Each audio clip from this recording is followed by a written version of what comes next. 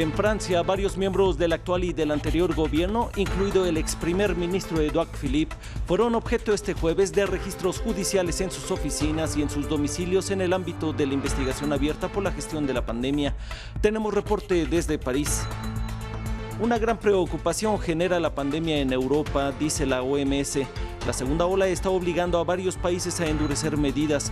Francia aprobó un toque de queda nocturno en París. Alemania, Polonia y Croacia tuvieron un máximo récord de casos desde que se declaró la pandemia en marzo. Y Londres prohibirá reunirse bajo techo a personas de diferentes hogares. Donald Trump y Joe Biden mantendrán un duelo por la audiencia respondiendo preguntas de los votantes en prime time en el día propuesto para el debate virtual del que el presidente rechazó participar. Mientras los estadounidenses marcan un ritmo récord de sufragio anticipado y los estados siguen abriendo las urnas, ambos candidatos se enfocan en estados clave como Florida y Iowa. Hola, ¿cómo están? Buenos días en América Latina y a todos ustedes que nos siguen por la señal de France 24. Mi nombre es Alan Austria, sean bienvenidos. Empezamos en Francia, donde la policía ha registrado las casas y oficinas del actual y del anterior gobierno, entre ellos varios políticos como el ex primer ministro Édouard Philippe, el actual ministro de Salud y su antecesora como parte de una investigación judicial sobre el manejo gubernamental de la pandemia del COVID-19.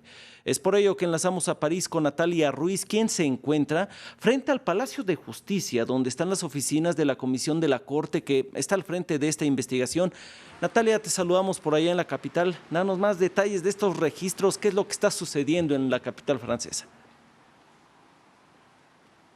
Sí, muy buenos días. Pues todo esto forma parte de una investigación judicial que se abrió el pasado 7 de julio aquí en Francia por parte del Tribunal de Justicia de la República. Este es el tribunal, la instancia que está habilitada para investigar a los miembros del gobierno. Se abrió el 7 de julio. En realidad, desde el comienzo de la pandemia se recibieron cerca de 90 demandas, pero solamente 9 de ellas fueron encontradas procedentes y todas estas forman parte, digamos, de todo un paquete de estas demandas que en realidad quieren saber si los miembros del gobierno estaban al tanto de medidas sanitarias que debían tomar para luchar contra la pandemia y que en realidad no lo hicieron. En caso de que se pruebe esto, pues esto es considerado un delito penal aquí en Francia y pues esto puede llevar a penas de hasta 2 años de cárcel y 30.000 euros de multa. Así que eso es lo que están realizando la investigación que están realizando las autoridades actualmente.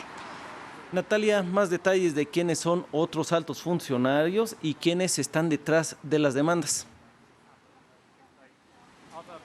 Pues lo que usted decía, del ex primer ministro Édouard Philippe, también de Olivier Véran, pero también está la ex portavoz del gobierno Sibeth Ndiaye y aún así el profesor Jérôme Salomon, quien es el director de Sanidad aquí en Francia. ¿Quiénes están detrás de estas demandas? Bueno, en realidad son varias personas, no solamente digamos particulares, sino también asociaciones de médicos. Incluso hay un sindicato de policía que está detrás de estas demandas. Sí, pues uno de los abogados a cargo de esto, pues decía, se felicitaba de la celeridad con la que la justicia está obrando, buscando, haciendo esta investigación y esperando pues saber sobre todo el contenido de los computadores que hoy en día pues ya están en manos de los investigadores y que pueden determinar qué comunicaciones se hicieron entre el ministro de Salud y la presidencia, así como de Sanidad y el Ministerio de Salud, sobre todo en cuanto a la cantidad de material de protección para el personal sanitario y también el número de existencias de mascarillas, algo que ha generado polémica desde el comienzo de esta situación aquí en Francia.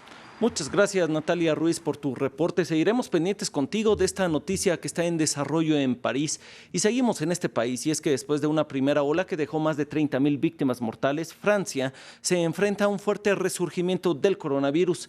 1/3 de las unidades de cuidados intensivos del país están ocupadas por pacientes graves de COVID-19. El presidente Emmanuel Macron anunció a partir del sábado y por al menos 4 semanas un toque de queda entre las 9 de la noche y las 6 de la mañana.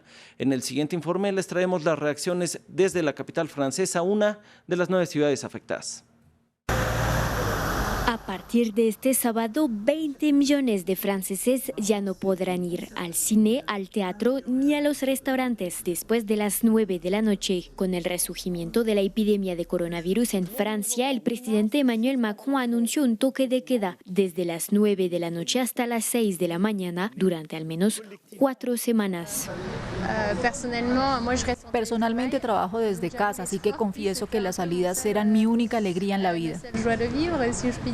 Además de París y su región, se trata de 8 ciudades importantes, es decir, casi un tercio de la población. Es la primera vez que una proporción tan grande de habitantes está bajo toque de queda desde la Segunda Guerra Mundial. Yo lo veo un poco injusto porque, por un lado, egoístamente nos decimos a nosotros mismos que no somos nosotros los que estamos en peligro. Estoy encantado de pasar un tiempo en casa, en primer lugar por mi trabajo, pero no me gusta que me digan qué hacer. El presidente francés también anunció ayudas adicionales para los sectores económicos más golpeados por el toque de queda y que se van a ver aún más afectados, como el sector de los restaurantes. 7:30 p.m. va a ser la última toma de pedido y como aquí la gente no come a las 7, va a ser un poco difícil. Las medidas fueron criticadas por algunos representantes locales electos, pero la alcaldesa de París respaldó por su parte la decisión del presidente, prometiendo apoyo al mundo de la cultura en la capital. Y es que la evolución de la pandemia en Europa provoca una gran preocupación para la OMS y la Unión Europea pide a los Estados miembros hacer lo necesario para evitar un confinamiento general. La segunda ola está golpeando al continente tan o más fuerte que la primera, obligando a varios países a endurecer las restricciones, esto previo al comienzo del invierno en el hemisferio norte. Alemania registró su mayor número de casos de coronavirus en 24 horas. Londres pasará a un nivel más estricto de restricciones para contener la pandemia. Los legisladores británicos señalaron la prohibición a partir de la medianoche de este viernes de las reuniones bajo techo entre personas que no viven en el mismo hogar. Tras reportar un récord de más de 8.000 nuevos contagios, Polonia está acelerando la formación de enfermeras y evaluando la creación de hospitales militares de campaña. Mientras tanto, Croacia también marcó un nuevo récord desde que se declaró la pandemia en marzo. 748 nuevos casos. Este máximo supone un gran salto de contagios diarios respecto al último máximo anterior de 542. Mientras que en Estados Unidos, vámonos con la carrera electoral, el presidente retomó la campaña electoral el lunes en Florida y volverá hoy a este estado para un programa televisivo. Donald Trump y su rival demócrata Joe Biden mantendrán este jueves un duelo por la audiencia, pues ambos se someterán a las preguntas de los votantes en prime time de la NBC para el republicano y de la ABC para el demócrata. El evento sustituye el debate virtual planteado por la Comisión Electoral y del que Trump rechazó participar. Ayer 3 estados más abrieron las urnas para la votación anticipada: Kansas, Rhode Island y Tennessee. El martes se vieron largas filas fuera de los locales de votación en los estados de Texas y Georgia. Joe Biden no tuvo actos de campaña ayer tras pasar por Florida el martes, mientras que el presidente celebró un acto en el aeropuerto de Iowa, un estado clave electoral. Así que les digo desde Iowa que ustedes son un estado muy poderoso políticamente, son un gran estado para mí, grande de corazón, tienen una tremenda influencia, un tremendo poder y nunca me han defraudado. Las voces de los musulmanes estadounidenses son importantes para nuestra comunidad y nuestro país. Sé que no siempre han recibido el respeto o la representación que se merecen. Hemos visto lo que sucede cuando un presidente aviva las llamas, crímenes de odio en marcha, más niños intimidados en las escuelas, un aumento de la intolerancia antimusulmana. Esto no es lo que somos. Faltan solo 3 días para las elecciones generales en Bolivia. Se elegirá a diversas autoridades, entre ellas el presidente. 6 candidatos en contienda, pero 3 son los más opcionados. Luis Arce, del Movimiento al Socialismo, el MAS, partido del expresidente Evo Morales; Carlos Mesa, de Comunidad Ciudadana, expresidente del país y segundo en las preferencias; y Luis Fernando Camacho, de Creemos, quien labró su popularidad en las protestas que causaron la renuncia de Evo Morales en 2019. Es por ello que nos acompaña desde La Paz nuestra corresponsal Mary Vaca. Buenos días por allá, Mary. Bolivia repite la elección tras los comicios anulados el año pasado tras denuncias de presunto fraude que obligaron a Morales a renunciar. ¿Ha bajado el clima de confrontación a pocas horas de la nueva jornada? Hola, ¿qué tal? Buenos días. Evidentemente en Bolivia rige una veda electoral entre hoy jueves y el domingo y por tanto se percibe una calma en las diferentes ciudades del país. Sin embargo, debo comentarles que el Alto Comisionado de Naciones Unidas para los Derechos Humanos ha detectado más de 40 episodios de violencia en la campaña electoral en Bolivia desde septiembre hasta la fecha. Y eso se debe a que los partidos políticos, por ejemplo, se han agredido entre sí, han quemado sus casas de campaña. No ha sido violencia que ha llegado a hechos mayores, pero que sí ha generado un ambiente de malestar en el país. Por otro lado, les comento que en las últimas horas la ciudadanía, sobre todo en La Paz, está haciendo largas filas en los surtidores de gasolina para llenar los tanques de los vehículos y además está recurriendo a los centros de abasto para comprar muchos alimentos, pues existe el temor de que después de las elecciones hubiera algún partido que no quiera reconocer los resultados y se pueda generar violencia. En ese marco, los organismos internacionales que están observando las elecciones han pedido a los partidos que reconozcan los resultados y que garanticen la paz en Bolivia. ¿Cómo está el proceso de transparencia electoral, Mary? ¿Quiénes estarán vigilando los comicios? Estas van a ser unas elecciones muy observadas, tal vez las más observadas de la historia de Bolivia después del presunto fraude que se ha cometido el año pasado. Existen, por ejemplo, misiones de observación de la Organización de Estados Americanos que ha acreditado a 40 expertos de diferentes nacionalidades. Está la Unión Europea. Está también el Centro Carter y como nunca se ha establecido una red enorme de ciudadanos que van a observar las elecciones. Por ejemplo, existe una iniciativa que se llama Bolivia Observa y que aglutina a 2.500 ciudadanos que van a estar mirando la transparencia de este proceso. Muy bien, Mary Vaca, muchas gracias por tu reporte, la corresponsal de France 24 en Bolivia. Vamos a otros temas, y es que desde el incendio en el campo de Moria, más de 2.300 migrantes han sido evacuados hacia Europa continental en operaciones organizadas por el gobierno griego, la Oficina de la ONU para los Refugiados y la Oficina Europea de Asilo. Se trata sobre todo de personas vulnerables. En el último capítulo de nuestra serie sobre el incendio de Lesbos, nuestra enviada especial Erika Olavarría presenció una de estas evacuaciones. Al final, si algunos no se van, quiero que salgan de aquí y cerremos la puerta del campo.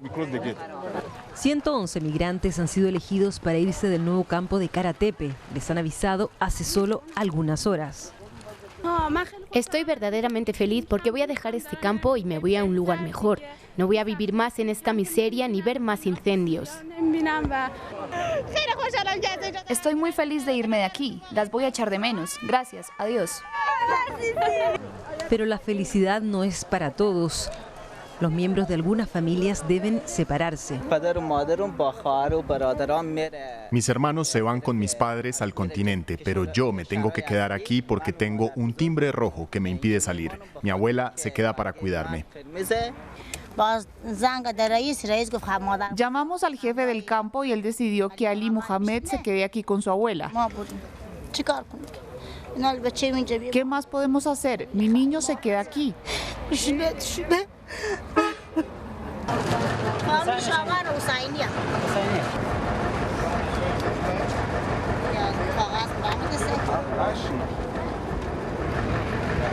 Después de meses e incluso años en Lesbos, estos migrantes son enviados a Grecia continental para vivir en unos departamentos financiados por la Unión Europea.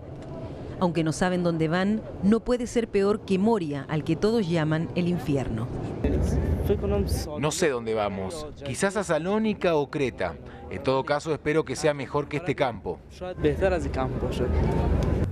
A bordo de este ferry, estos 111 migrantes dejan atrás el infierno de Moria. Pero el camino para ellos está lejos de terminar. Ahora entrarán por primera vez en Europa continental, donde deben retomar su demanda de asilo. Solo una vez resuelta podrán comenzar a pensar en un futuro.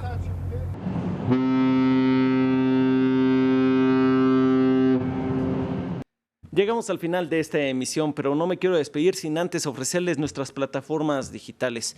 En nuestro sitio web, france24.com, le tenemos dos noticias principales y un análisis muy interesante de las elecciones estadounidenses, lo que les comentábamos de los estados clave. ¿Por qué Florida es tan importante en las elecciones presidenciales de Estados Unidos? Llegamos así al final de esta emisión. Les agradecemos mucho su compañía. Siga con nosotros en France 24.